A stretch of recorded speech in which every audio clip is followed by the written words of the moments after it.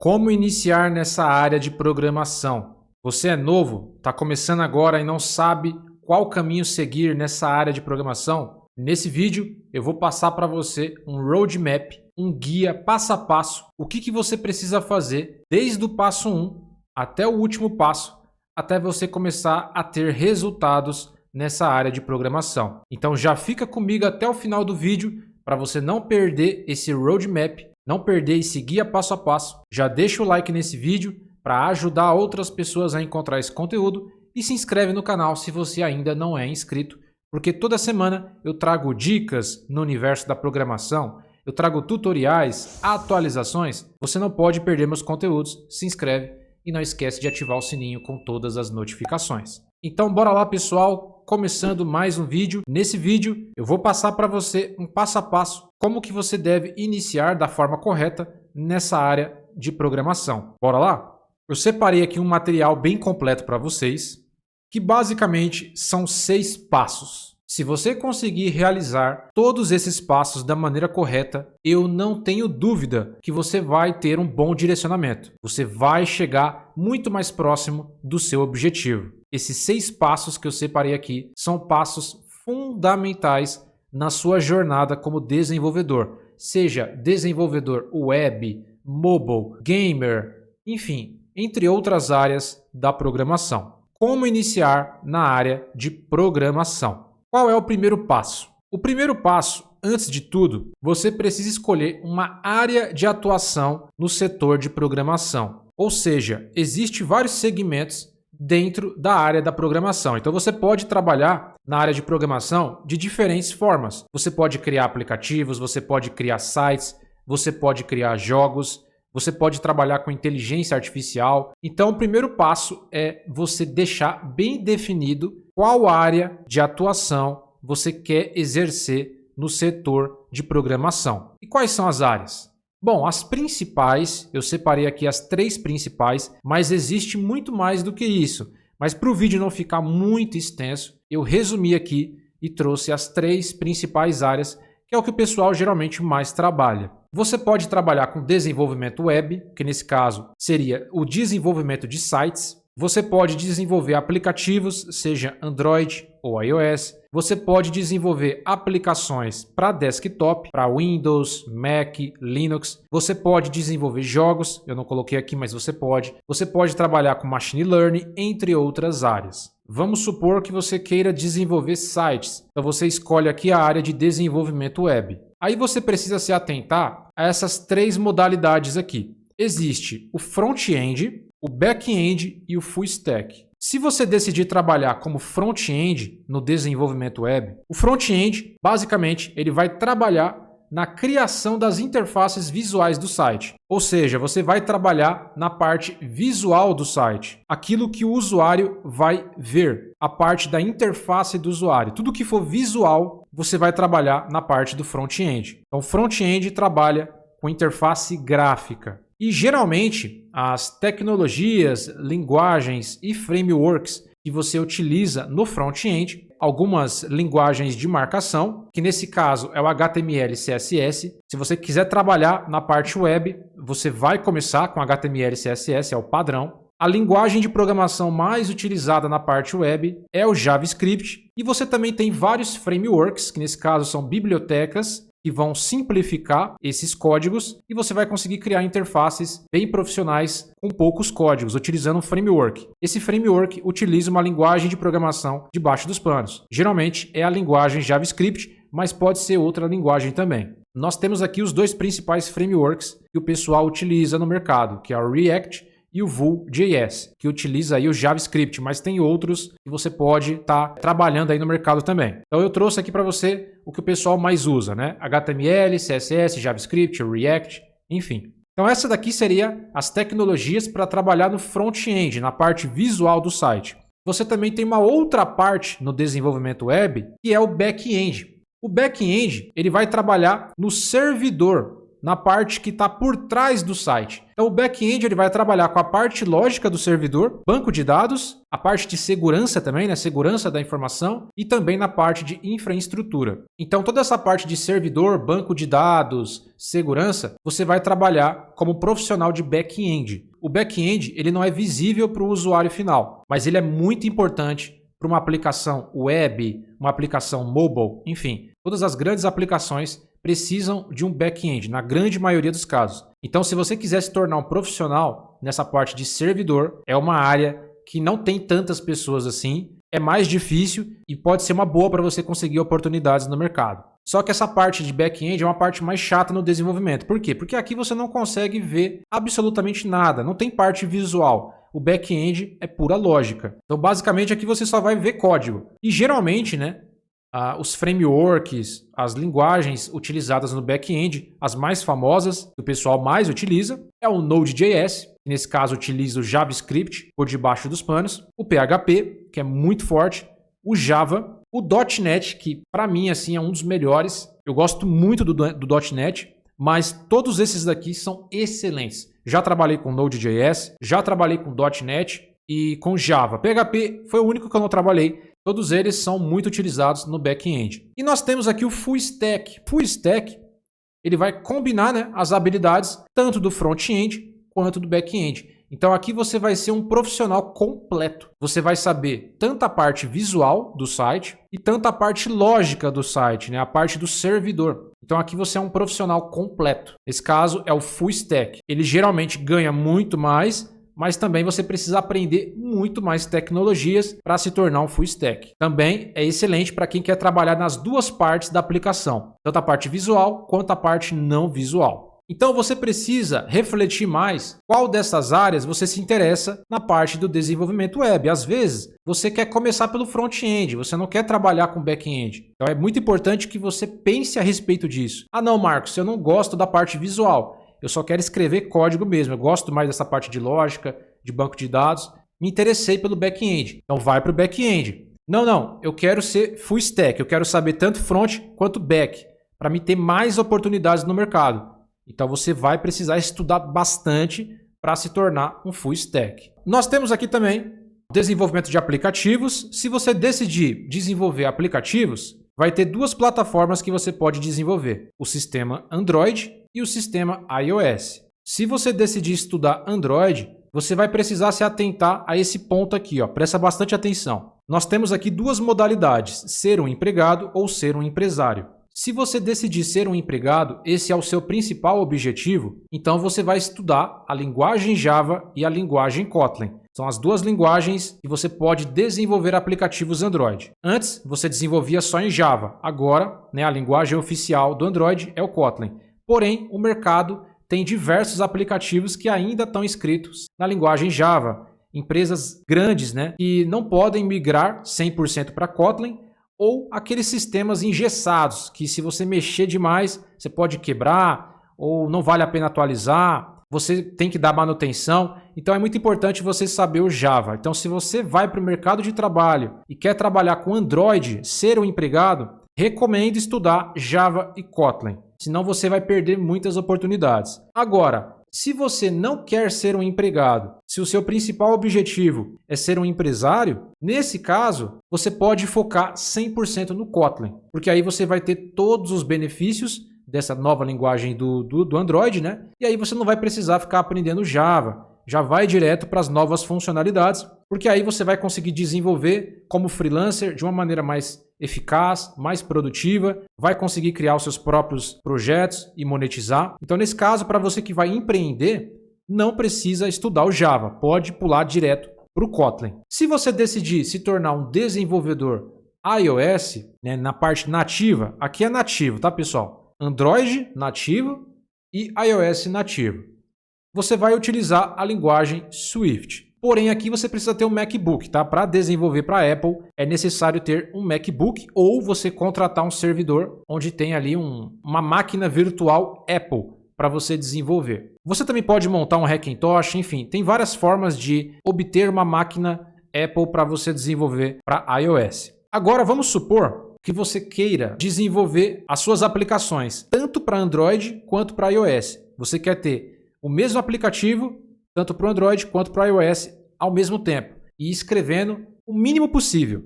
Então, nesse caso, você pode trabalhar com frameworks que vão desenvolver aplicações multiplataforma, nesse caso, Android e iOS. E aí você vai ter os três principais frameworks no mercado, que nesse caso é o Flutter, do Google, né? Um produto do Google, que vai utilizar a linguagem Dart. Nós temos aqui o React Native, né? Que pertence ao Facebook, que utiliza a linguagem JavaScript por debaixo dos panos. E nós temos agora, né, o Compose Multiplataforma, o KMP, que utiliza a linguagem Kotlin. Você pode escolher qualquer um desses três aqui, caso você queira desenvolver multiplataforma. Se for como freelancer, tanto faz. Você pode utilizar o que mais lhe convém, né? O que você mais se identificou. Se for para trabalhar em uma empresa, aí você vai ter que respeitar o que a empresa quer, mas basicamente você poderia utilizar qualquer um desses três. Todos esses três aqui vão resolver esse problema de você criar aplicações para Android e iOS utilizando apenas uma base de código. Então você vai escrever um código completo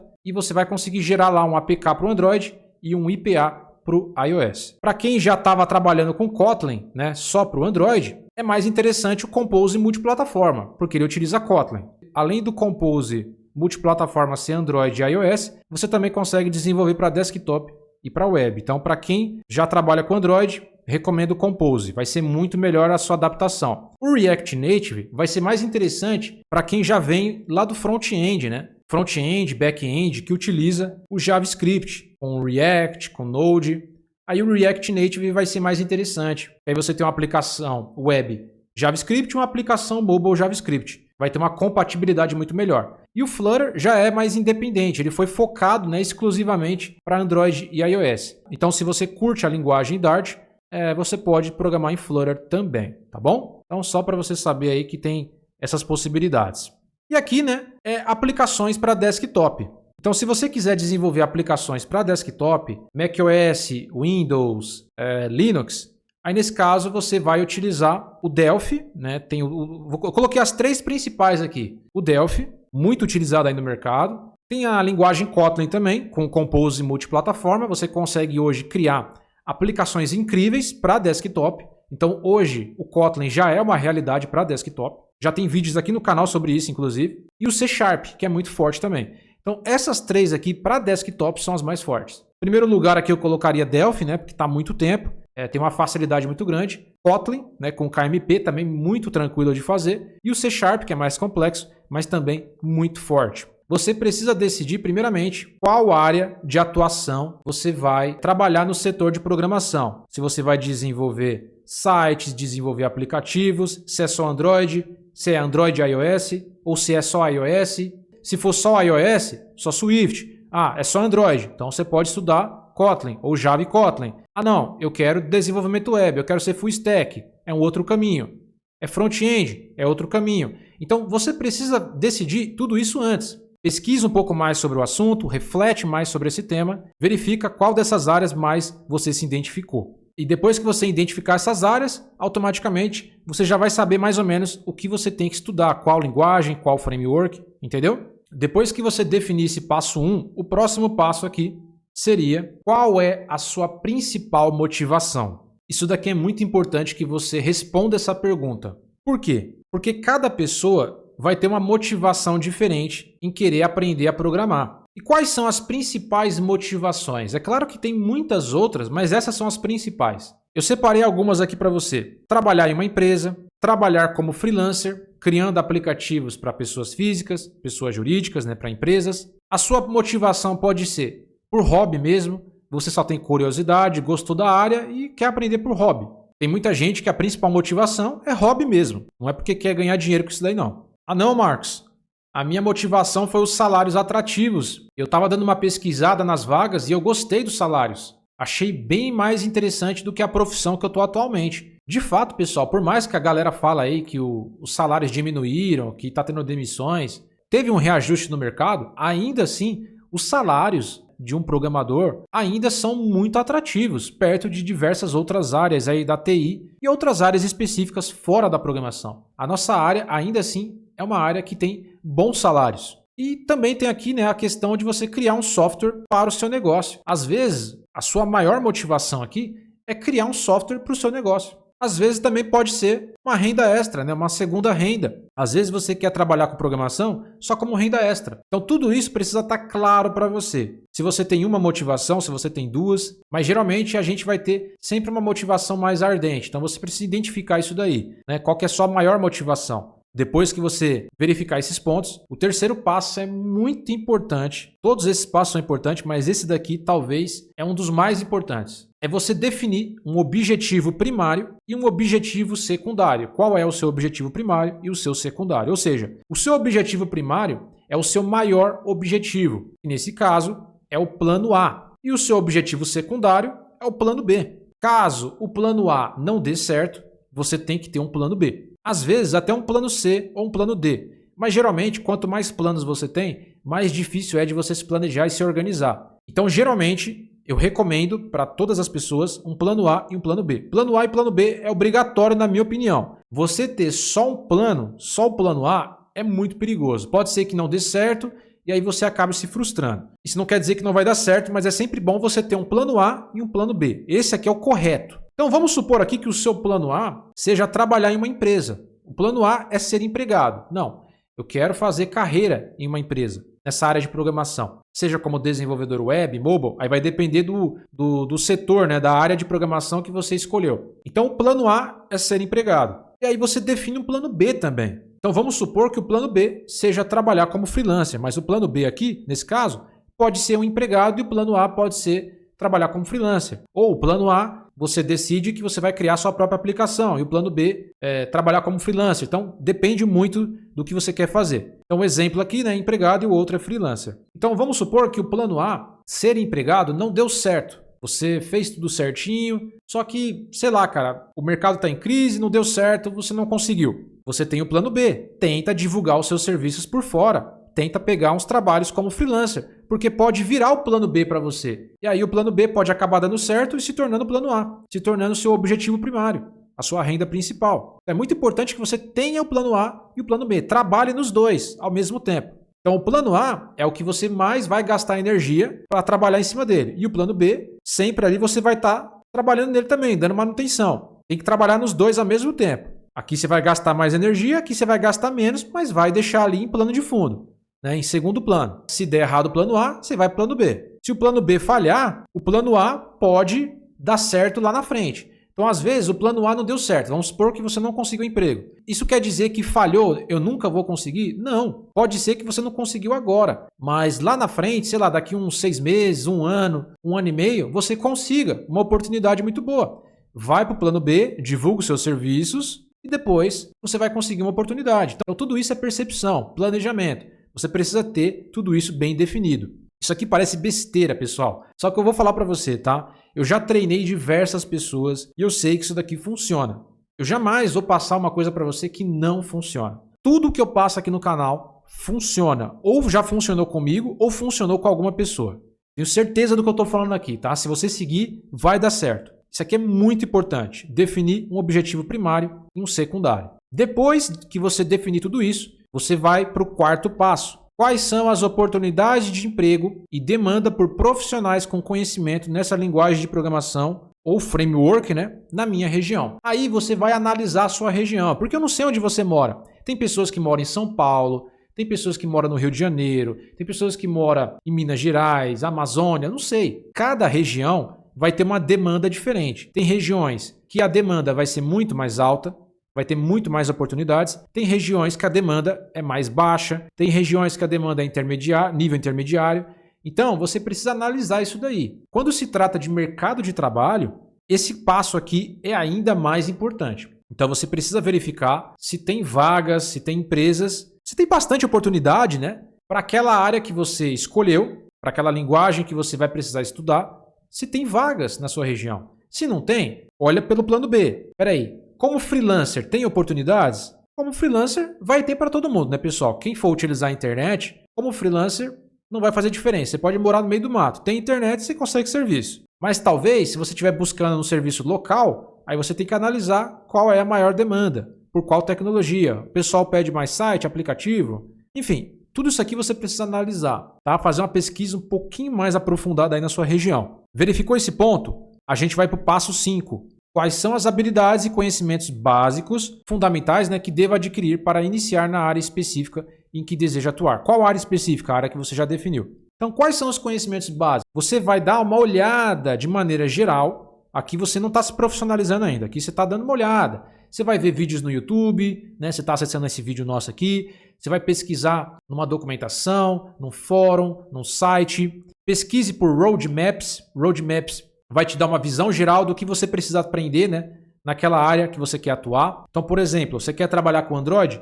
Pesquisa aí no Google Roadmap Android ou Roadmap Android GitHub. Você vai ver de maneira geral, né? Não quer dizer que aquilo ali é exatamente aquilo, mas de maneira geral, quais são os passos ali, né? Ferramentas, tecnologias, linguagens você precisa aprender naquela área que você quer atuar. Se é desenvolvimento web, coloca lá Roadmap Web. E você vai analisar também os requisitos das vagas de emprego. Então, você está procurando lá por vagas de desenvolvimento web back-end. Dá uma olhada, né, em todos os sites de emprego, quais são os requisitos obrigatórios e não os diferenciais, os obrigatórios de preferência, que aquelas vagas pedem. Ah, está pedindo PHP? Oh, essa região aqui é mais PHP, essa região estão pedindo mais JavaScript. Então, você precisa analisar isso daí. Antes de você estudar aprofundadamente, você precisa ver os requisitos das vagas, da área que você quer atuar, o que as vagas estão pedindo, até para você verificar se a grade daquele curso vai cumprir boa parte, né, daqueles requisitos, e também você ter um entendimento maior, ter uma pesquisa mais aprofundada ali.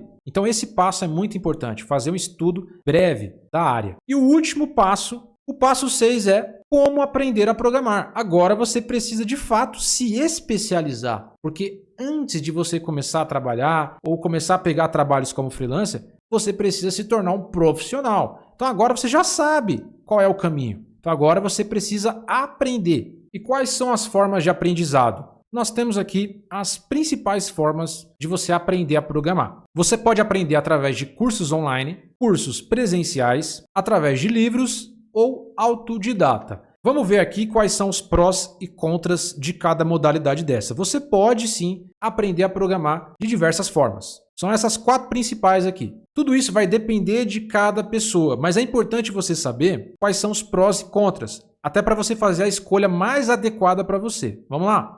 Vamos ver aqui os prós e contras do curso online. Então nós temos aqui o curso online, nós temos os prós e os contras. Vamos ver os prós. Flexibilidade. Ou seja, você vai conseguir estudar no seu próprio ritmo e no horário que for mais conveniente. Então, o curso online tem uma grande vantagem que você consegue estudar no seu tempo, você consegue fazer o seu horário, no seu ritmo você consegue estudar. Se você não entendeu aquela aula, aquela videoaula, você pode voltar e tentar aprender novamente. Você pode pausar, você pode diminuir a velocidade do vídeo, coisa que no curso presencial você não consegue fazer. Se você não entender, você vai ter que perguntar para o professor. E muitas das vezes a sala de aula é complicado. O professor não consegue, às vezes, dar aquela devida atenção para o aluno. Então, às vezes, você não consegue pegar o conteúdo em sala de aula ali na hora. Você não consegue voltar àquela aula. Você tem essa desvantagem. Aqui não, você tem essa vantagem de que você consegue voltar ao conteúdo, consegue fazer o seu horário, consegue estudar no seu ritmo. Essa daqui é uma das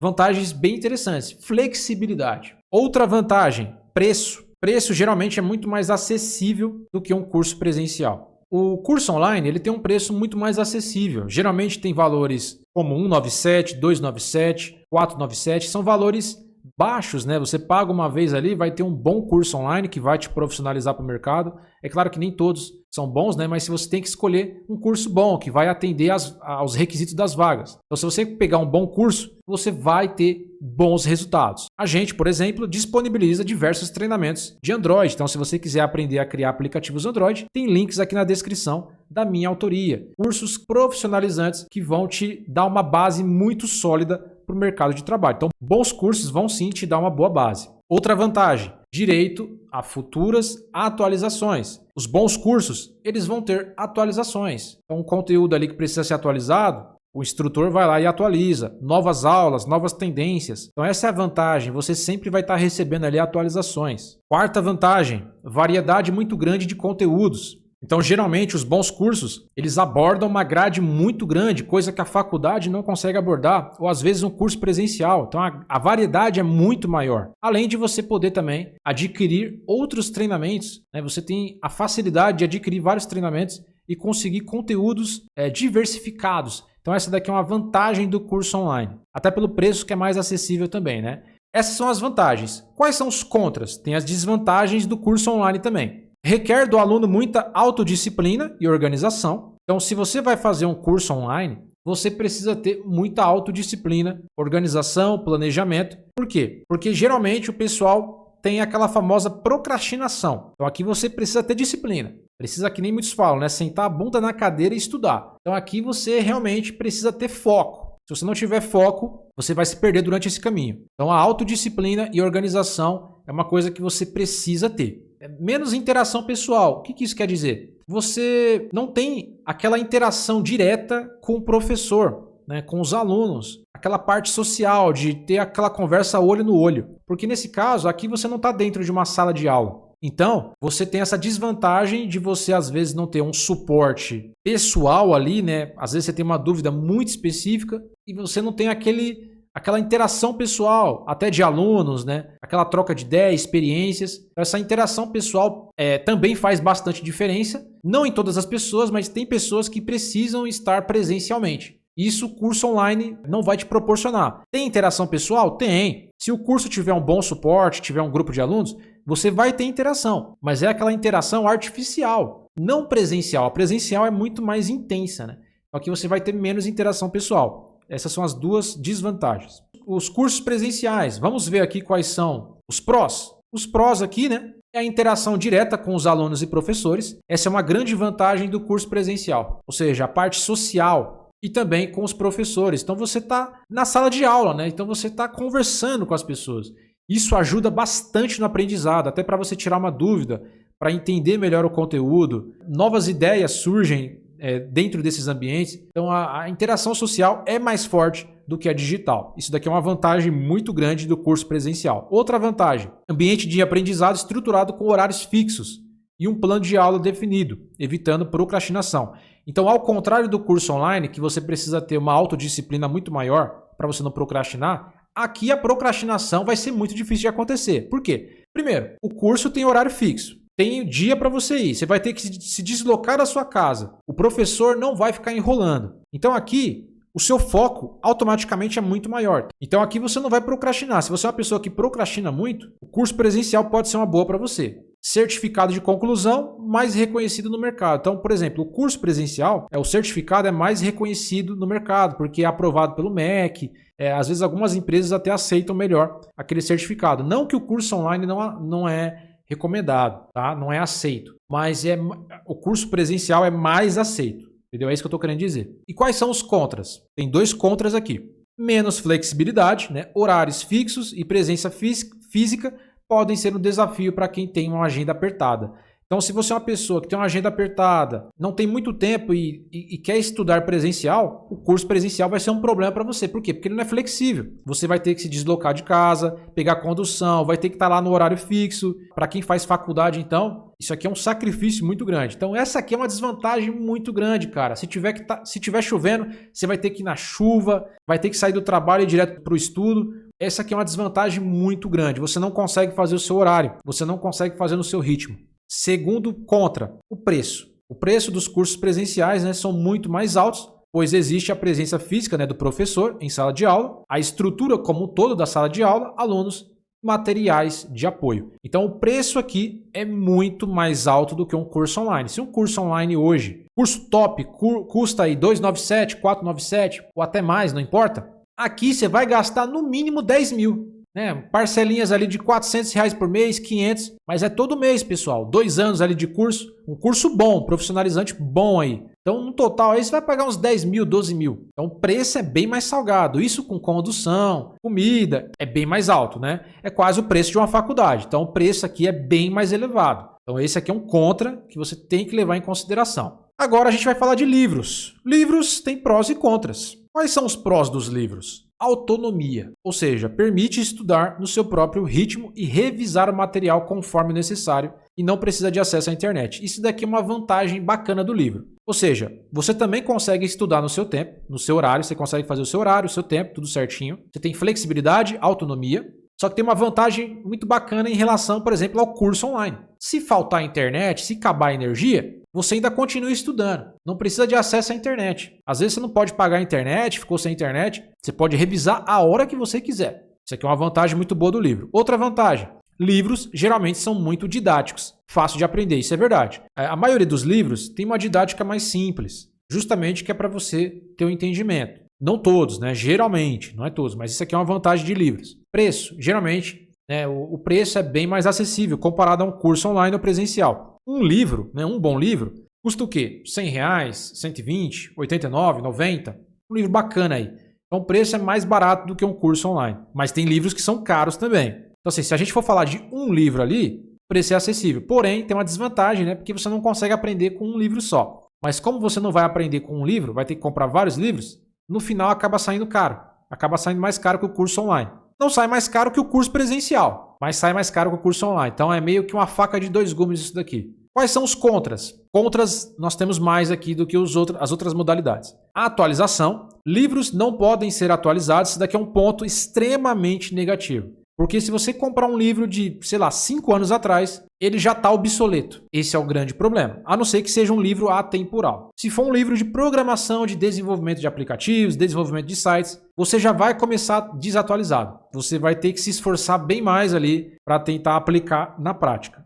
Não tem atualização. Não tem como atualizar livros, certo? Sem interação, ou seja, não tem suporte 1 a 1 com o aluno, não é possível tirar dúvidas. Uma outra desvantagem do livro, você não tem interação com o professor, com alunos, você vai ter que ler e entender. Se você tiver alguma dúvida, você vai ter que pesquisar no Google, vai ter que procurar alguma pessoa, mas não tem ninguém para tirar sua dúvida. O autor que escreveu o livro ali não vai tirar sua dúvida. Não vai ter aluno, não vai ter ninguém. Então meio que você está sozinho estudando.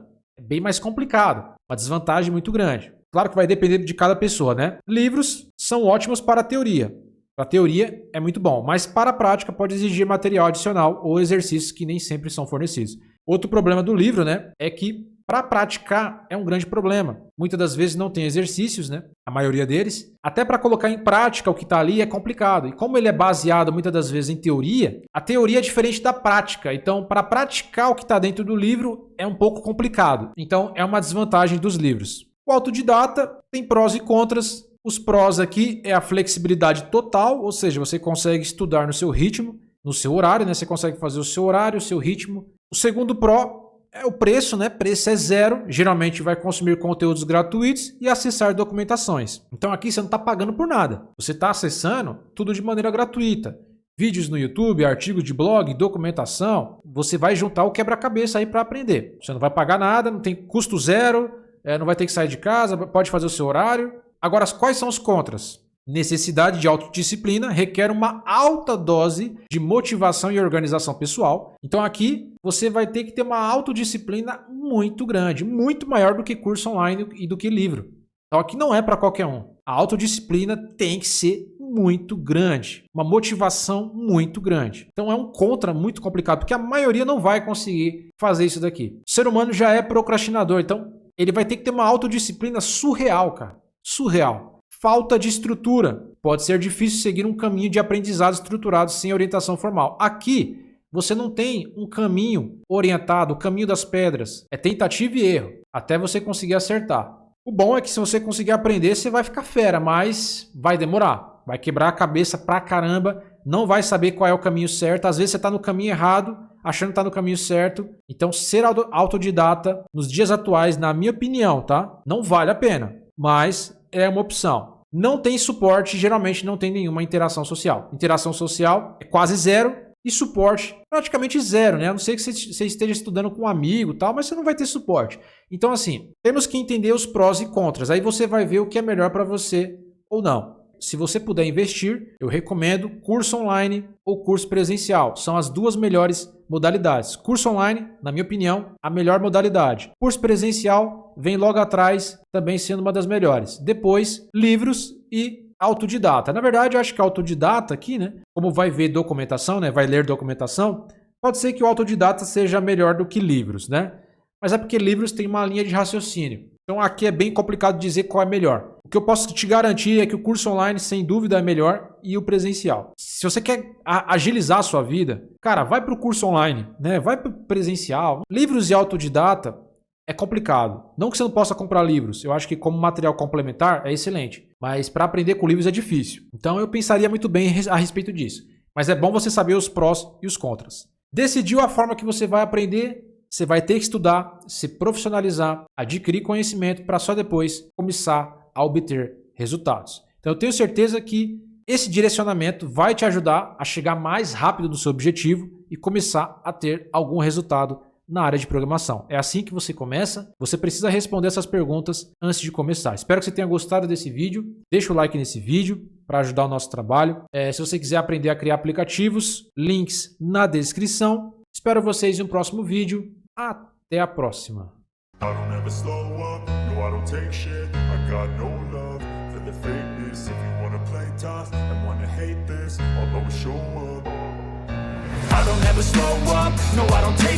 I got no love for the fakeness. If you wanna play tough and wanna hate this